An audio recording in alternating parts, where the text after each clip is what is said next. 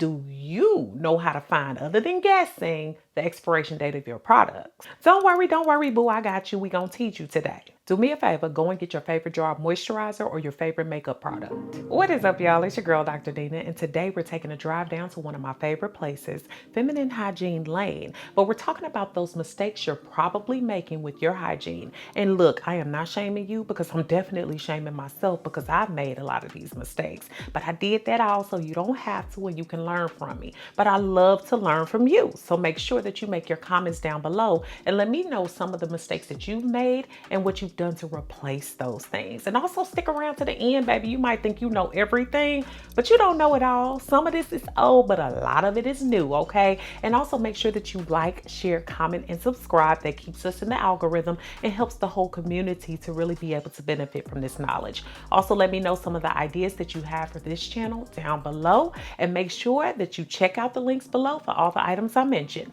Let's go. Now this one is major, but using old or expired products. Did you know that every product you use has an expiration date? Using expired products can lead to irritation or even increased risk for bacterial infection. Now this came up big for me when it came time to use skincare, hair care, or even makeup.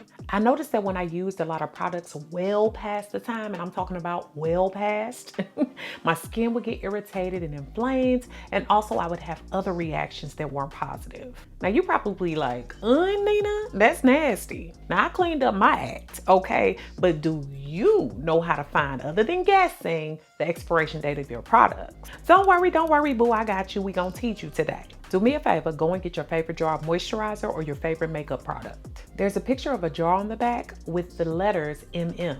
And usually there's a number in front of the MM. So for instance, 24 mm. That means from the time you open this product, you have 24 months to use it and or throw it away.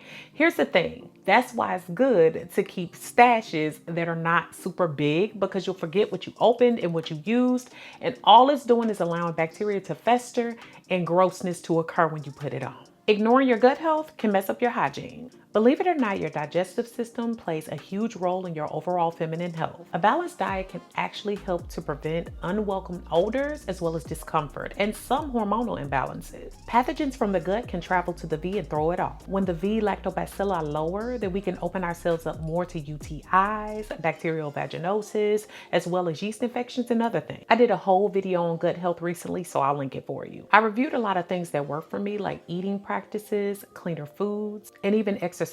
Also, I have some favorite products I've linked that have truly helped me with this, like my liquid probiotic by Mary Ruth. Just remember that a happy gut equals a happy, you get it. Not changing or washing the clothes that you use most often. I'm talking workout clothes, lounging clothes, and even your sleeping clothes. I know what it's like to have those comfort clothes, the things that you want to wear all the time, wear them around the house, even when you don't think you stink. But this ain't just because you might have a smell, boo. Not changing your clothes or washing them or taking showers in between wearing them can definitely cause itchy rashes and bumps.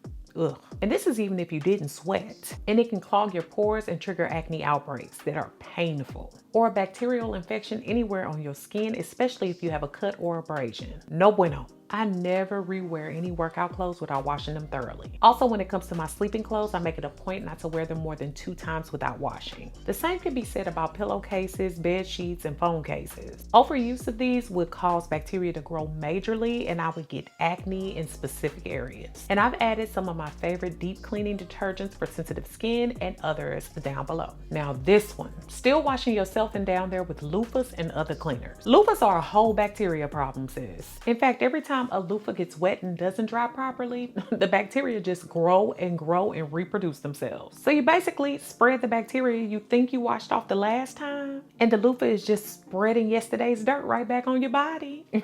That sounds wonderful. I use different tools, but y'all know I swear by the African sponge. It has interlocking knots that create like a uniform mesh, and it's usually 100% nylon. It's machine washable and dries quickly, and I know because I do it all the time. And y'all, they last forever. Some vendors even tell you 1 to 2 years. And because of the shape, the bacteria doesn't have the opportunity to thrive like it does in loofahs. And as far as cleaners down there, baby, y'all know I love a good old bidet. It sprays me good, keeps me clean, fresh, and smelling like I should. Not making hygiene fun or relaxing self-care, and just thinking of it as something you need to just do. When y'all see me doing my self-care videos, I really take them seriously because I see them as time to just give back to myself. And when I'm just taking a shower and things like that, it gives me a chance to get to know myself, feel myself, know the body changes, all of that. When we think of hygiene as just a chore or something for someone else, it takes out the self-love and the self-care element. If I can't give myself nothing else, I can give myself a nice, clean hygiene experience.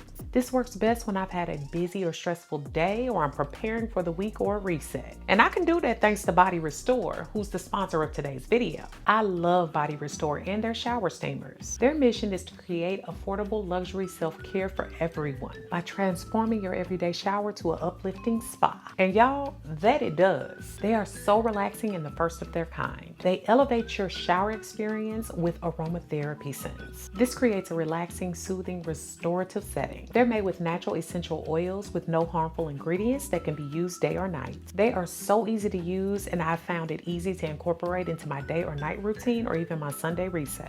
You just place them in the shower and outside of the mainstream of the water so that you can get them for the full duration, and they last up to about 10 minutes. And if you aren't 100% relaxed and satisfied with your Body Restore order, you'll receive a full refund, no questions asked. They even have eco-friendly and sustainable packaging, and my favorite scents so far are the Milk and Honey and Bergamot Spring. Relax, refresh, and emerge energized with Body Restore shower steamers. Go to the link in my description and use promo code BabyDoll20 for 20% off the collector's box. The next mistake is using way too many products, and especially those that compete. Using too many body care and skincare products can cause chemical reactions, which can cause allergies to arise. True story, one time back in the day, I developed a small rash that really had me going, y'all, and I had to go to the doctor. So when I went and I had this little rash that they looked at, they found out that it was like contact dermatitis. But the problem with it was I had a laundry list of products that I had used. So there were so many different chemicals going on, we couldn't pick out what I could have been allergic to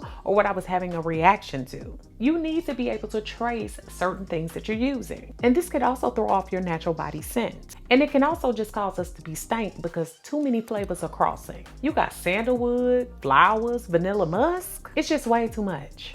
Another mistake is not having a hygiene routine for your feet. First of all, some of us fail to wash our feet, and some of us believe that the water falling from our bodies on the shower floor suffices for us actually cleaning between our toes. Ill and no. When you don't care for them, you can get a list of things. Fungal infections, bacterial issues, corns, swelling, and more. But do you need more?